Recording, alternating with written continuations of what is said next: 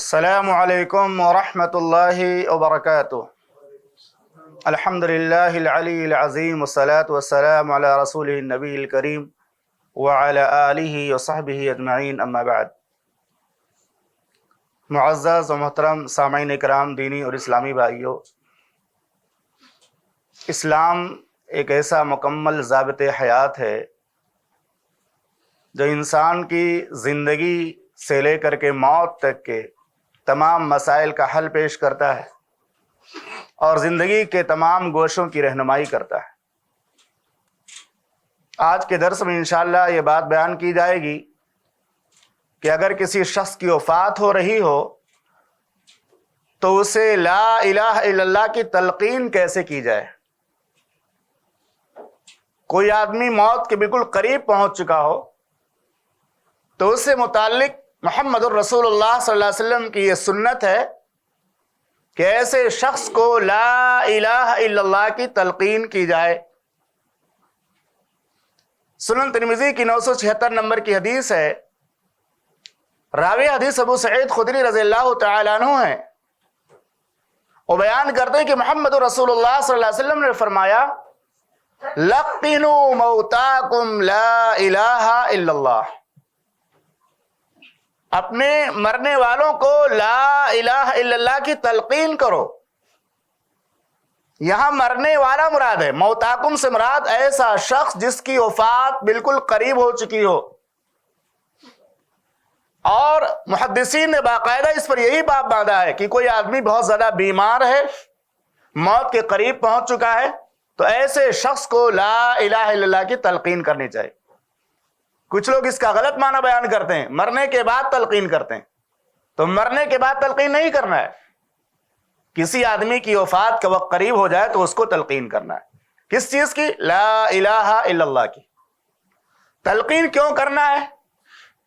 اس لیے تلقین کرنا ہے کہ سنن ابو داؤد کی روایت ہے، راوی حدیث معاذ بن جبل رضی اللہ تعالیٰ عنہ ہیں، وہ بیان کرتے ہیں محمد رسول اللہ صلی اللہ علیہ وسلم نے فرمایا، من کان آخر کلامہ لا الہ الا اللہ دخل الجنہ، جس کا آخری کلمہ ہوگا، مرنے سے پہلے اس کی زبان پر جاری ہو جائے گا لا الہ الا اللہ، وہ جنت میں داخل ہو جائے گا۔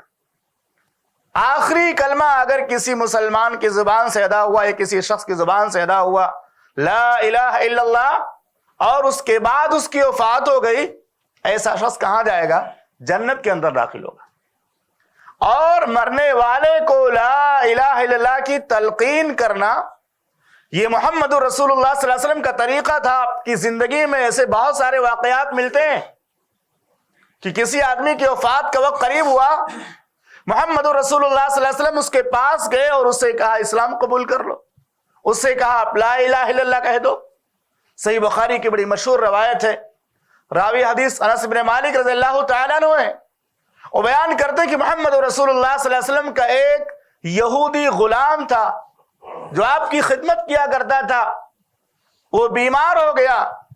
آپ صلی اللہ علیہ وسلم کو اس کی بیماری کی اطلاع ملی تو آپ صلی اللہ علیہ وسلم اس کے گھر گئے، اس کے سرہانے بیٹھ کر آپ نے اسے کہا اسلم، اسلام قبول کر لے۔ قریب میں باپ بیٹھا ہوا تھا، وہ غلام، یہودی غلام، جب نبی صلی اللہ علیہ وسلم نے اس سے کہا اسلام قبول کر لے تو اپنے باپ کی طرف دیکھنے لگا کہ باپ کیا کہنا ہے، باپ کی کیا رائے ہے۔ باپ نے جب دیکھا کہ محمد رسول اللہ صلی اللہ علیہ وسلم میرے بیٹے کو اسلام کی دعوت دے رہے ہیں تو اس نے کہا اطع ابا القاسم، کہا ابو القاسم کی بات مان لو، اس میں کیا مسئلہ ہے۔ پھر اس نے اسلام قبول کر لیا، لا الہ الا اللہ کا اقرار کر لیا۔ اس کے بعد محمد رسول اللہ صلی اللہ علیہ وسلم وہاں سے نکلے یہ کہتے ہوئے الحمدللہ الذی انقذہ من النار، ہر طرح کی تعریف اس اللہ کے لیے ہے جس نے اس غلام کو، اس نوجوان کو جہنم کی آگ سے بچا لیا۔ کس نے بچایا؟ اللہ رب العالمین نے۔ اللہ نے توفیق دی، اس کی زبان سے کلمہ توحید جاری ہو گیا اور اس کے بعد اس کی وفات ہو گئی۔ تو اگر کسی آدمی کی موت کی گھڑی بالکل قریب ہو، مرض الموت میں ہو، تو ہمیں اس کے پاس جا کر کے لا الہ الا اللہ پڑھنا چاہیے۔ یہ کلمہ جب ہم ان کے سامنے پڑھیں گے تو اس کو ہو سکتا ہے اللہ تعالیٰ توفیق دے دے. اس کو یاد دلانا چاہیے لا الہ الا اللہ. یہ ایسا کلمہ ہے کہ اگر آخری وقت میں کسی کو نصیب ہو جائے تو محمد رسول اللہ صلی اللہ علیہ وسلم نے فرمایا ایسا شخص جنت میں داخل ہوگا. اگر ہمارے یاد دلانے سے، بار بار پڑھنے سے وہ آدمی نہ پڑھ پا رہا ہو تو ہم اس کو پیار سے کہہ بھی سکتے ہیں کہ آپ یہ کلمہ پڑھ لیجئے محبت سے. اور ہمارے کہنے سے اگر اس بندے نے ایک بار پڑھ لیا تو بار بار ہمیں اصرار نہیں کرنا چاہیے، کیونکہ وہ بڑی سختی کا عالم ہوتا ہے، بڑی مشکل گھڑی ہوتی ہے، بہت مصیبت کی گھڑی ہوتی ہے. ایک مرتبہ اگر اس کی زبان سے ادا ہو گیا تو ہمیں اللہ سے دعا کرنی چاہیے اللہ اسے قبول فرما لے. کیونکہ علماء نے لکھا ہے کہ بار بار کہنے سے ہو سکتا ہے کبھی انکار کر دے، تکلیف کے عالم میں، مصیبت کی گھڑی میں ناراض ہو جائے اور اس کے زبان سے انکار نکل جائے. اسی لیے علماء نے لکھا ہے کہ ایک بار اگر ادا ہو گیا اس کی زبان سے آخری وقت میں تو بہت زیادہ اس کو دہرانا نہیں چاہیے، اصرار نہیں کرنا چاہیے کہ تم دوبارہ پڑھو بار بار پڑھو، کیونکہ وہ بڑی مشکل گھڑی ہوتی ہے. اللہ سے دعا ہے کہ رب العالمین ہم تمام مسلمانوں کو بھی ہماری زندگی کا جو آخری کلمہ ہماری زبان سے ادا ہو لا الہ الا اللہ، اللہ ہم کو اس کی توفیق عطا فرمائے.